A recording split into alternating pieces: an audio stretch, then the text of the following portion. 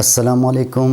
آج علامہ اقبال کی جس نظم کی تشریح کریں گے اس نظم کا عنوان ہے موج دریا، اور یہ نظم 1913 میں رسالہ انسان میں چھپی تھی، اور اس نظم میں حرکت و عمل کا پیغام دیا گیا ہے، جدوجہد کا پیغام دیا گیا ہے۔ تو آئیے آغاز کرتے ہیں۔ پہلے شعر میں اقبال فرماتے ہیں کہ مضطرب رکھتا ہے میرا دل بیتاب مجھے، این ہستی ہے تڑپ صورت سیماب مجھے۔ مضطرب پریشان، بیتاب بے چین بے قرار، این ہستی اصل زندگی، اور تڑپنا صورت سیماب یعنی پارے کی طرح۔ اب یہاں پہ علامہ اقبال ایک موج کی یعنی ایک لہر کی طرف سے باتیں کرتے ہیں، گفتگو کرتے ہیں، اور یہ موج کہتی ہے مضطرب رکھتا ہے میرا دل بیتاب مجھے، کہ میرا جو بے قرار دل ہے، بیتاب دل ہے، وہ مجھے ہمیشہ پریشان رکھتا ہے۔ میں اس بیتاب دل کی وجہ سے ہمیشہ مضطرب رہتا ہوں، پریشان رہتا ہوں۔ این ہستی ہے تڑپ صورت سے ماب مجھے، اور کہتا ہے کہ اصل زندگی جو ہے وہ تڑپنا ہے، وہ تکلیف سہنا ہے۔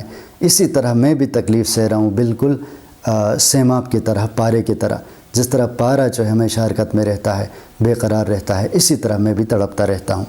موج ہے نام میرا بحر ہے پایاب مجھے، پایاب کم گہرا ہونا، ہو نہ زنجیر کبھی حلقے گرداب مجھے۔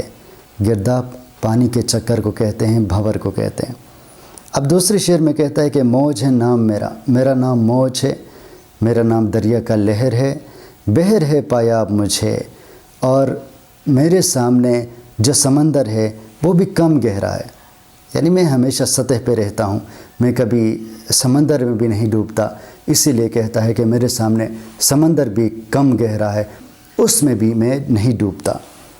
ہو نہ زنجیر کبھی حلقے گرداب مجھے، اور کبھی بھی ایسا نہیں ہوا کہ پانی کا چکر یا بھنور میرے لیے پاؤں کی زنجیر بن جائے، میرے لیے رکاوٹ بن جائے۔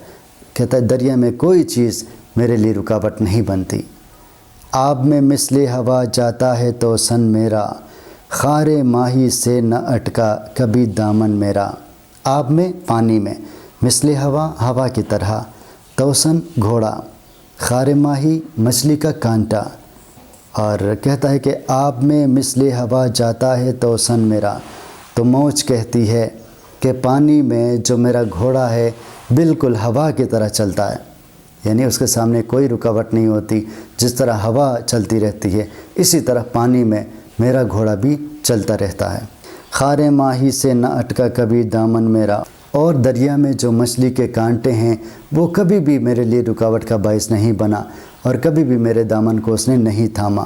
ویسے جس طرح عام زندگی میں کوئی کانٹا ہوتا ہے جو چبھ جائے تو انسان جو ہے چلنا جو ہے روک دیتا ہے، کوئی تکلیف سامنے آ جائے، کوئی رکاوٹ سامنے آ جائے تو انسان ٹھہر جاتا ہے، لیکن یہ کہتا ہے کہ کوئی کانٹا بھی میرے راستے کی رکاوٹ نہ بن سکا، ہر صورت میں چلتا رہتا ہوں۔ میں اچھلتی ہوں کبھی جذب مہ کامل سے، جوش میں سر کو پٹکتی ہوں کبھی ساحل سے۔ جیسا کہ ہم جانتے ہیں کہ جب چاند مکمل ہو، کامل چاند ہو، تو اس کے جذب کی وجہ سے، اس کے کشش کی وجہ سے دریا کی جو لہریں ہیں وہ اوپر کو اٹھتی ہیں، تو اسی لیے کہتا ہے کہ میں اچھلتی ہوں کبھی جذب مہ کامل سے۔ جب بھی مہ کامل ہو جاتا ہے، چاند مکمل ہو جاتا ہے، تو اس کے جذب کی وجہ سے، اس کے کشش کی وجہ سے میں اچھلتی رہتی ہوں، میں اوپر کو اٹھتی ہوں، جوش میں سر کو پٹکتی ہوں کبھی ساحل سے۔ جب جذب مہ کامل ہو تو پھر میں لہروں کے ساتھ اپنا سر جو ہے پٹکتی رہتی ہوں وہ رہ رو کہ محبت ہے مجھے منزل سے، کیوں تڑپتی ہوں یہ پوچھے کوئی میرے دل سے۔ ہوں وہ رہ رو کہ محبت ہے مجھے منزل سے، کہتا ہے میں وہ مسافر ہوں جو اپنی منزل سے بہت محبت رکھتا ہوں، اپنی منزل کی طرف ہمیشہ پیش قدمی رکھتا ہوں، کیوں تڑپتی ہوں یہ پوچھے کوئی میرے دل سے۔ اور یہ بھی میرے دل سے کوئی پوچھے کہ آخر میں کیوں تڑپتی رہتی ہوں، میں کیوں بے قرار ہوں۔ آخری شعر میں پھر اس کی وجہ بھی بتا دیتا ہے۔ زحمت تنگی دریا سے گریزاں ہوں میں، وسعت بحر کی فرقت میں پریشان ہوں میں۔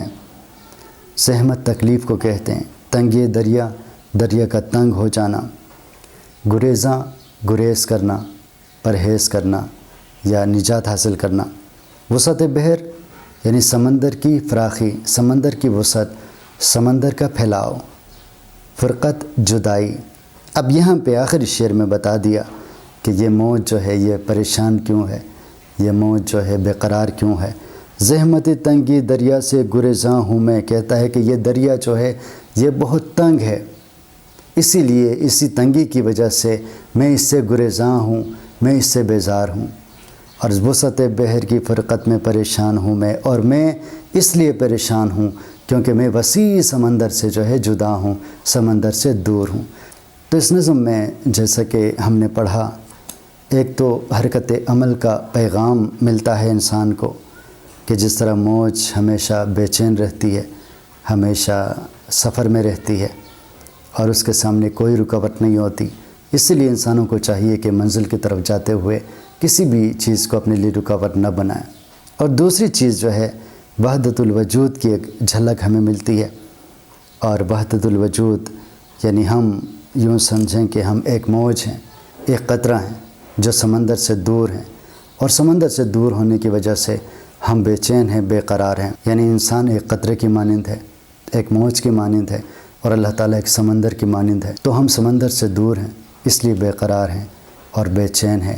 جب ہم سمندر سے ملیں گے تو ہماری بے چینی ختم ہو جائے گی۔ تو ناظرین اکرام، آج کے لیے اتنا ہی، دوبارہ حاضر ہوں گے۔ اللہ حافظ۔